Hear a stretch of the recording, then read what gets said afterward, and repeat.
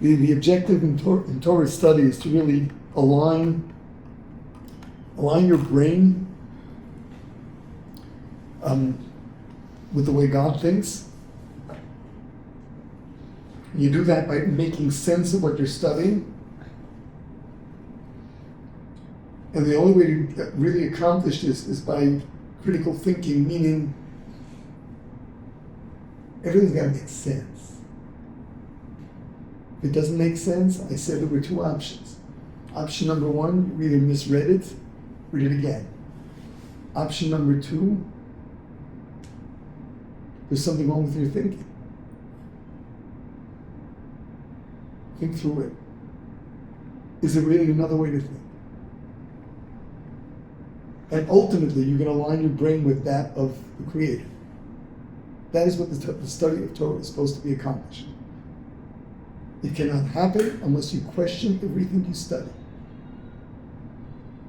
In fact, the ideal is to perfect your reading skills to the point that you can question every nuance.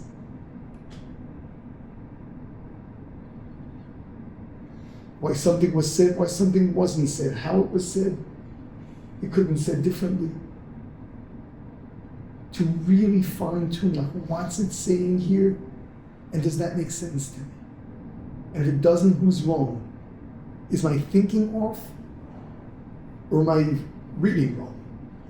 Is it my understanding what Torah is saying that's off because it doesn't make sense? Or my assumption that it doesn't make sense is based on something that is not true? This is the way we work. Which really means that the study of Torah is not taking nice ideas and turning into fluff. It's being extremely critical.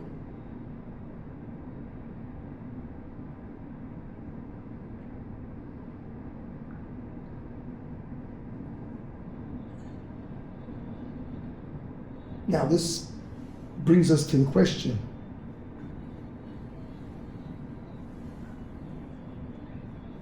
if we all study Torah, are we all going to come to the same conclusions? Clearly not. Why not? It's hard for nationality. Well, aside from, that's not a difference in conclusions, different custom. It's Of whom to follow. filtered through our lens. Excuse me? It's like filtered through us, through our lens. Okay, There's also multiple ways to interpret the same word. but Aren't the customs the conclusions on halakha? yeah, they are, but it's not on the basis of your understanding. It's the basis of customarily we follow this and this. It's not a matter of how you understand it. It's a question of, you understand what Rambam says in one way. You understand what Tosfos says in another way. And the Sephardim will follow the Rambam, and the Ashkenazim will follow Tosfos. But isn't that from a fundamental difference of understanding from Rambam and Tosfos? It's a different understanding that is based on their oral tradition. Whereas in interpreting them, that's where we come in. Interpreting and applying them, that's where we come in. We have to find truth. No one human being possesses the whole truth. What Moshe? He was the exception. He was the exception. He was a prophet as well. He was the one exception. There's a wild one. Don't get this wrong. Maharal asked the question, why didn't Moshe Rabbeinu marry a nice Jewish girl? Why did he have to marry Yisro's daughter and then she converted?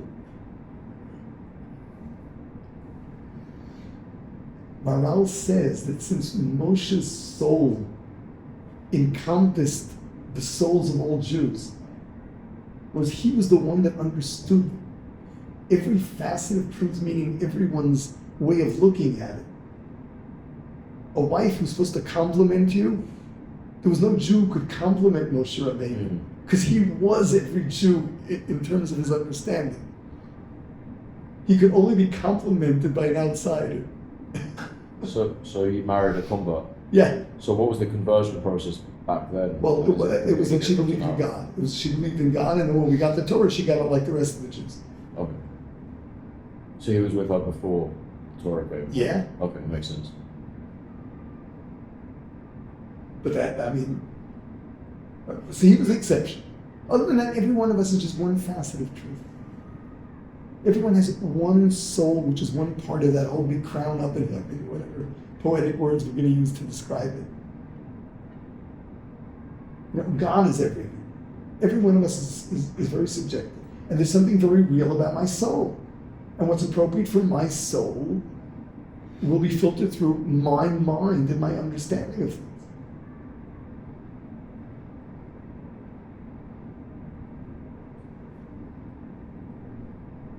So we're meant to be critical, and we're meant to be searching deep inside our own intuition as to what's right and what's wrong as we study. And we will therefore come up with our understanding of it, which is going to be very subjective. And ideally, that's what we should be keeping. Except that it's problematic when we have to interact, and you can't have every Jew keeping his own Torah. For that, we have Sanhedrin. The rabbis are determining what should be done universally. But on a private matter, ideally, one is supposed to really figure it out on his own. That is the point where he and God are meeting, where he's reaching deep into his soul to find that facet of God's truth that is his soul. And the Maharal points out that that's why Jews are always arguing, because everyone is subjective and everyone's looking for truth. And everyone has only one part of the truth, and my part of the truth and your part of the truth are often contradictory. And we get very passionate about it because I'm reaching deep into my soul, and you're reaching deep into your soul, and we don't see eye to eye.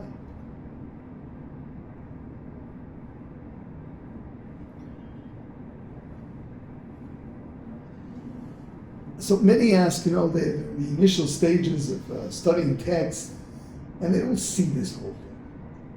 This is what I'm describing, and that's correct. You have to be familiar with the system. You have to be sensitive to the nuances in the language. That's a lot of practice before you can begin to give your own understanding of what's going on. Yeah. If I may ask, I recently, last week I came back to the yeshiva after being away for about 5 weeks, and I'm now really getting into Gemara and been enjoying it. One of the things that helped me was trying this point, the second point that you mentioned around trying to align your brain to the way that God thinks.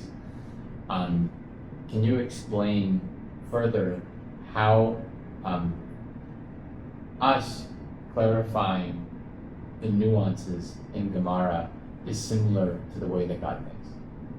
What we're doing is we're discovering this is the oral law, and we're making sense of it, which means we thought otherwise, and now we're getting to understand why it is this way. So we're then realigning our brain to be in sync with the way he thinks. I mean, more so like, for example, in the discussion I was having today with Rabbi Hirschman, we were talking about in 22 A to B, the difference between like Kiyitin and Kiyutan, written one way versus said one way.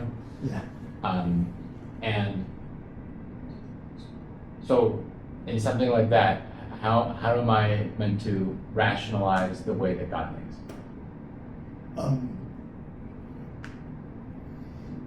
I think what you're dealing with there is something that's very straightforward.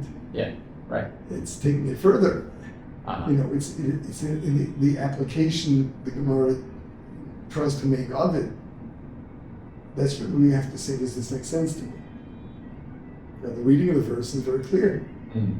It's not spelled the way it should. Agreed. A question I had, if you may allow me, on this, we end up going through a logic test around like Das, having particular knowledge. And I was wondering if there's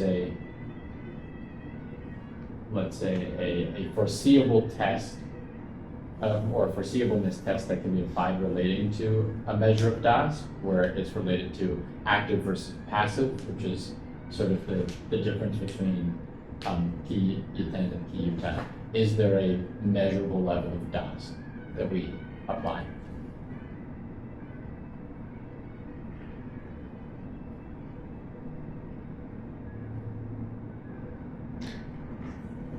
Definitely, but the measure is more conceptual. It's much more conceptual. I mean, what are you going to do? Give it a scale of 1 to 10? It's arbitrary. Yeah, that's what I mean.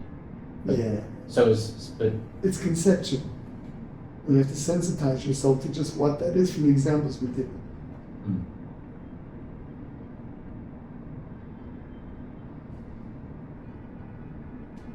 The reason I call it a foreseeable test is, for example, if I leave this open, you know, beside my bed, and I know I squirm in my bed, it's foreseeable that I'm going to knock it over. And if I knock it over onto a dry apple, am I happy about that? Because I foresaw that it was likely. Do I have das? I think it's just negligence. Yeah, but if I'm happy with the result, then I mean, if I'm happy with the result, yeah. because the Gemara uses the term samach, you're happy. Yeah, glad. Yeah. Yeah. The fact that you're negligent doesn't make you happy.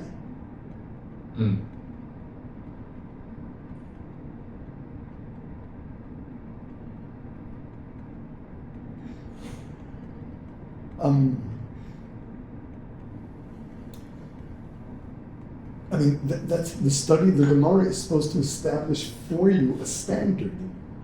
Correct. Like the cases they give us. You know, if they tell us he was happy with the dew, so my assumption is that the fact that I knew it was going to happen doesn't automatically make that dunya the ki yitain. But it's got to be something I really want.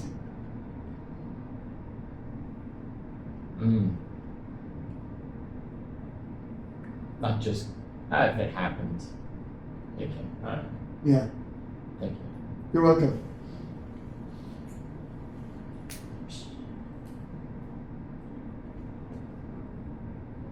You know, there is a problem, you know, in those early stages of learning how to learn, as we call it, where it's difficult to see how one can really experience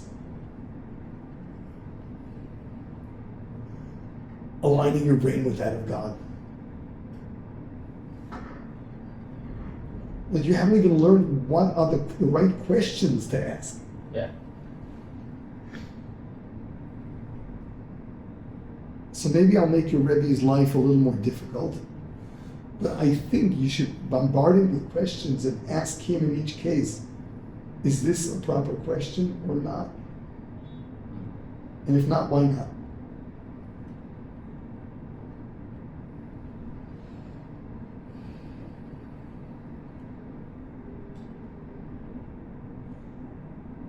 You know, you'll have to bear with. But ultimately, that's the goal.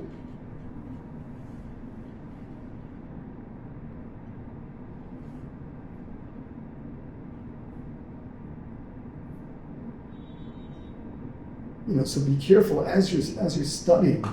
Make sure that you don't just more or less know what the words mean.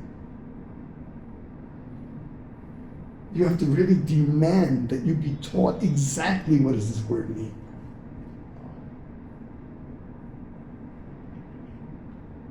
What does it mean? What are the connotations?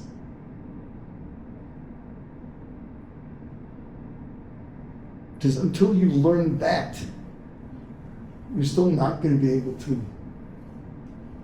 align your brain with the way God thinks.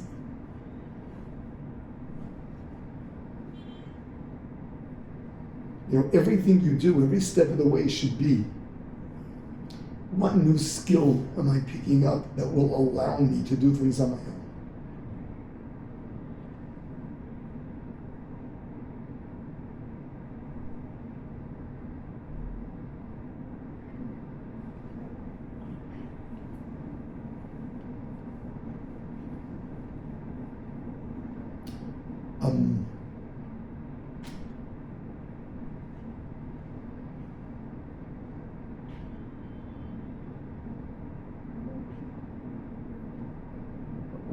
What's it like to think like God? How does it feel? You think straight. Why is it that people are always going to these big learned Jews to ask questions about everything in life? What do they know about medicine? What do they know? They have the reason I've gone to them, or the way that my mom taught me, is because they have a closer connection to God.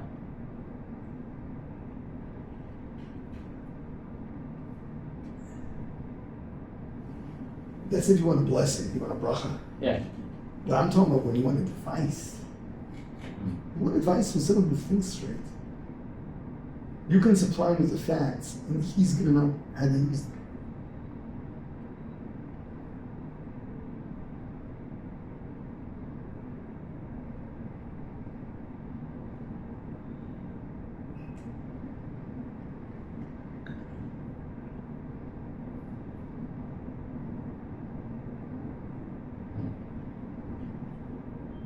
It's not abracadabra. It's you know, someone who's really immersed himself in learning for years and years and years. His brain is aligned with the brain of God. Do you want to run it by him? Yeah. It's not related to this per se, but is there a certain amount of time that you'd like before lunch? Oh. Yeah, I should stop now. Thank you very much. So I just wanted to make sure. Thank you very much. Yeah, I lose touch of what time. It's a good